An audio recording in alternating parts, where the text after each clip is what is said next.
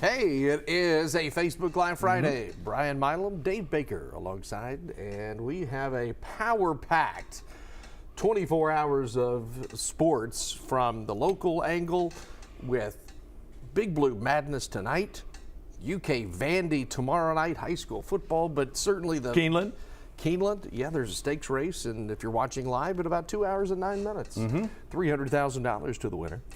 Kurt Becker boots him home. But we've got a huge weekend, and it's one of those triple headers, if you will, because, or even a quadruple header for those who decide to do Keeneland on a Friday. Big Blue Madness Friday night. Yes. Keeneland Saturday, and then go to UK Vandy Saturday night. So. And then, of course, after you hit church on Sunday morning, you could go back to Keeneland on your way out of town. Amen. And well played. Yeah, I'm here to help. Well, let's get on to Big Blue Madness. That's the thing tonight. And 27 players are on the men's and women's rosters combined. 23 new players, brand new coaching staffs. This is the one Big Blue Madness, I think, which may have everybody's attention for the first time. It's always a big pep rally. Right. But when there's something new, it gets everyone's attention. I think it is, and it's interesting. There'll be people who want to see these new players. Sure. I think the biggest net effect potentially is what it does for Mark Pope in recruiting, because he got such a late start, put together, as he said, the most experienced roster that's ever been at Kentucky. But they've never had on a Kentucky uniform. That's one of the great storylines. Right. Kenny Brooks has kind of had the same thing, and then he had a couple of tough injuries before the start of the season.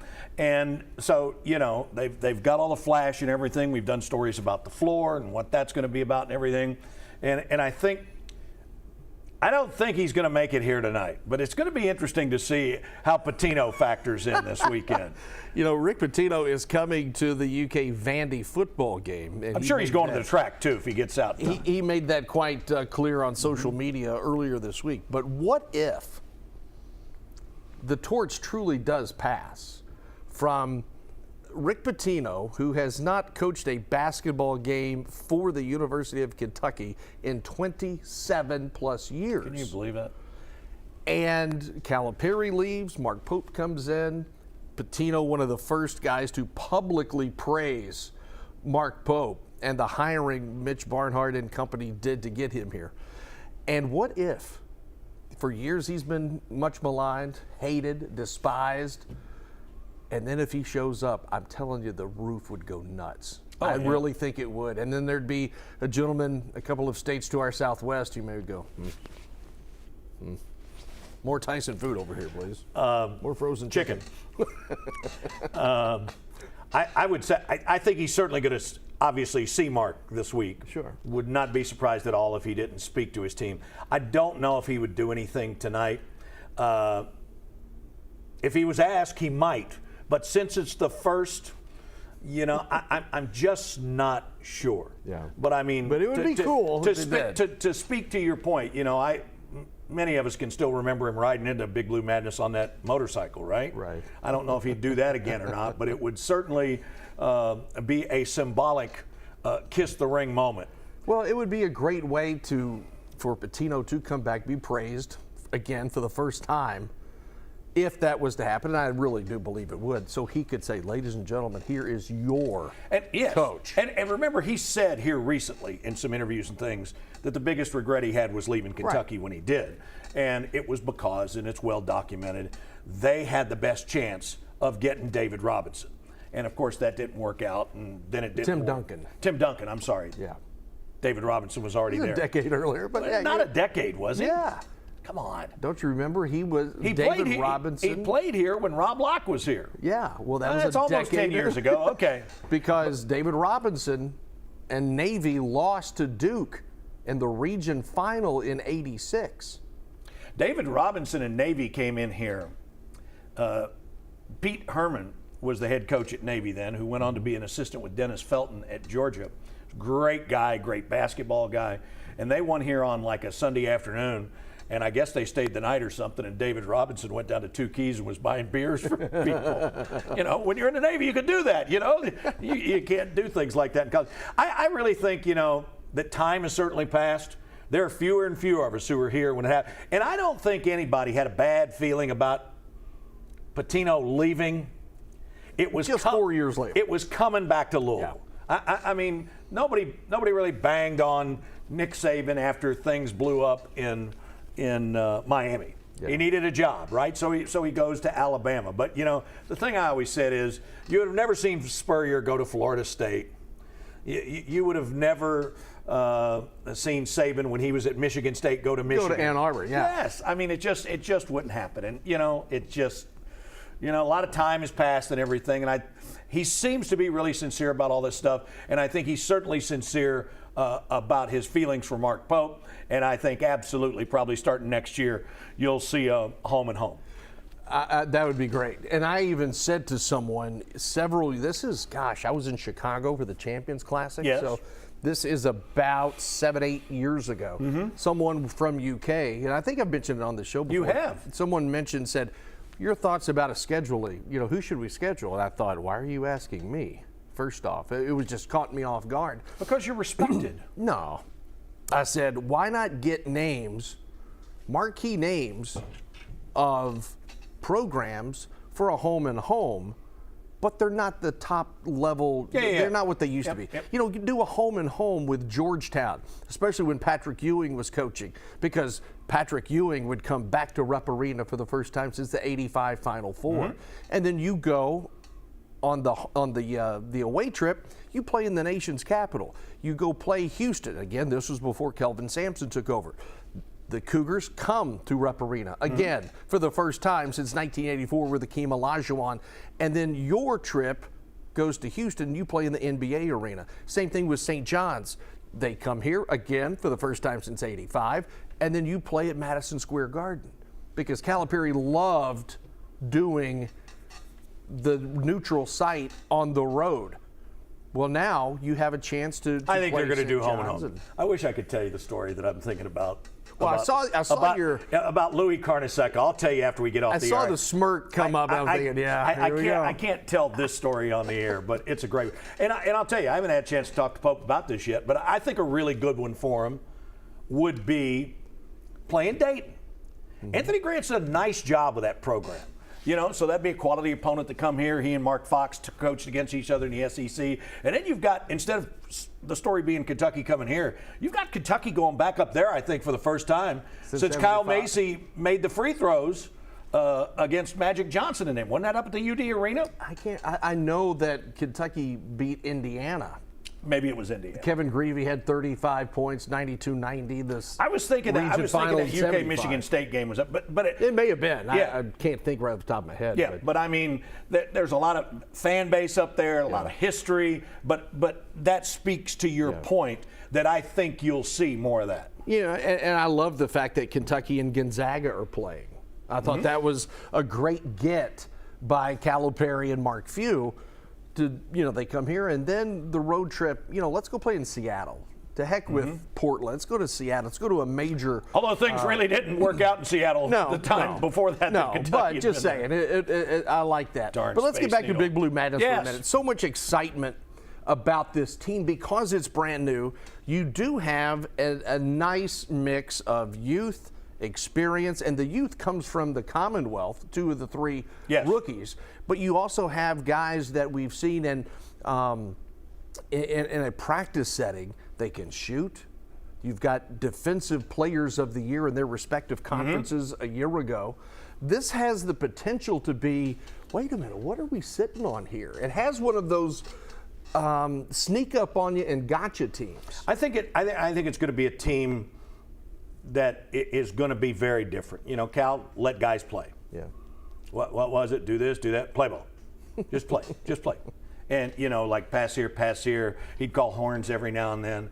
But, I mean, these guys are going to be I think you're going to see a lot of play calls from the bench, when you see matchups and situations like that. I think Mark Pope coaches like that. I think, again, Mark Fox is going to help tremendously with that. Who's the guy that was Phil Jackson's big assistant, Oh, Lord. the silver-haired guy. Stan Allback? No, it's not Stan Allback. I can't think. It's like Tex Winter or something like that. Okay. Well, he was the inventor of the triangle. That's right. So that's what Fox believes in, and so he's used to those NBA sets and things like that. So I think from that standpoint, it's going to be a much more structured attack, both offensively and defensively from this team.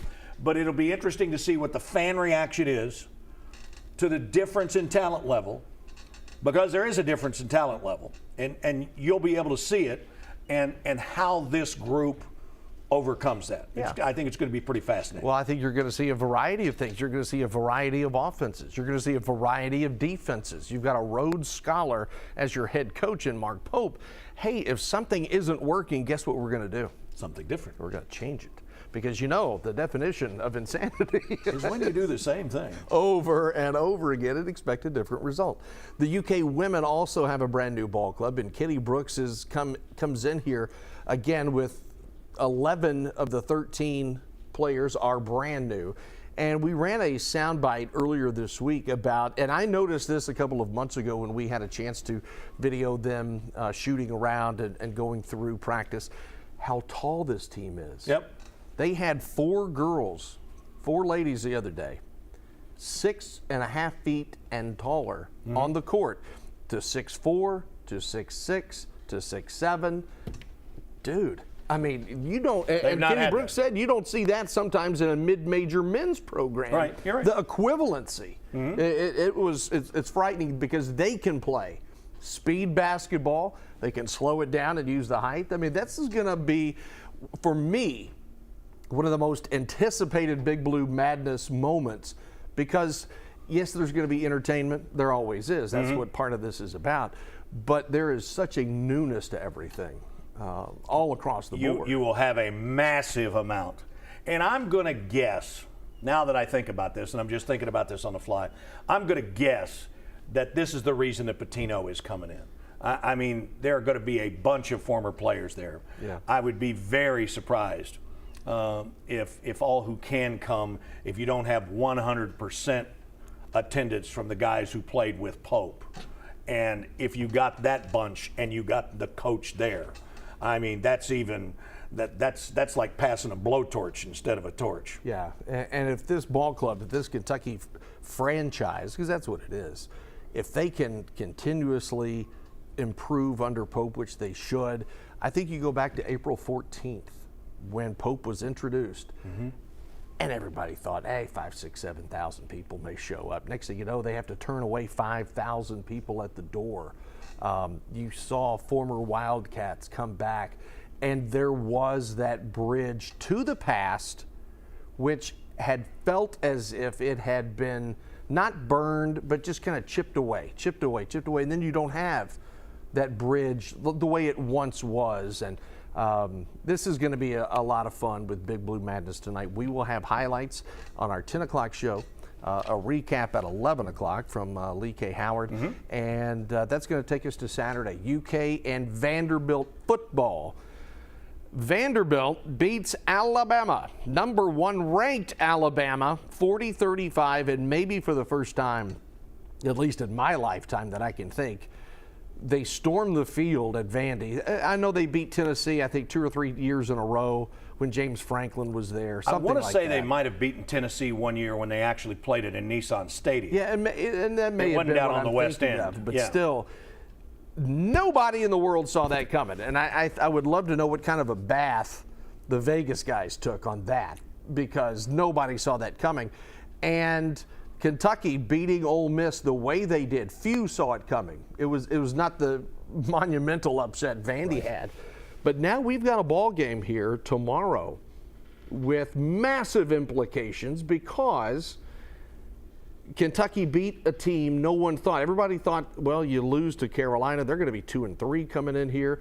And now Vandy's got something to play for, a lot more than in the past. And whatever the reason, UK and Vandy, their fan bases think in the distant past, well, here's a win for us locked in one way or the other. Just a couple of years ago, the series was tied 42-4. And then Kentucky rattled off 5 in a row. Thoughts about Kentucky and Vandy Jay Cutler ain't walking through that door. Is it a low-scoring game? Is it a high-scoring game? If Kentucky wins in the Mark Stoops scheme of things, I think it's got to be a low-scoring game. I think what he wants to do is what he's done a couple of different times this year when he's held the ball for 40 minutes or longer. See, I like that. With his offense. I kind of like that. Keeps his defense off the field. Keeps the other offense off the field.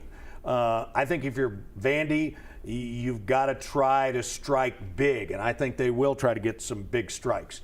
The mobile quarterback always worries me. And that dude from New Mexico State he transferred in from, I mean, he was, land of enchantment. He was really good last week. But I think emotion is going to play a key in this game, and obviously the home crowd that is juiced up after being out at Keeneland is going to help Kentucky.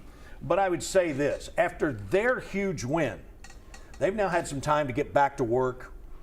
They saw that upset last week, and they went right back to work with a renewed purpose. It's like Mark Stoops said, I won't have any trouble getting their attention this week. Sure. Vandy, they're still talking about the fact they took that goalpost and dumped it in the river down there. Right? And then they fished it out. Got the fire department to fish it out. But so I think that could be maybe the biggest deal. I'm not saying Kentucky can't win a high-scoring game. I think if they win and they run their plan to perfection, it's low scoring, it's ball control, and they get a turnover or two. I love the fact that Vandy comes in here with a purpose, because for a lot of people, it's Vandy. Well, this is a different Vandy ball club. You're going to see more misdirection, more sleight of hand, smoke and mirrors. Don't mind the man behind the curtain from this offense, because they know man on man, they can't beat Alabama 9 times out of 10, but they beat them the one time, which matters. And you will see, again, man on man, you cannot beat them in speed. So what do?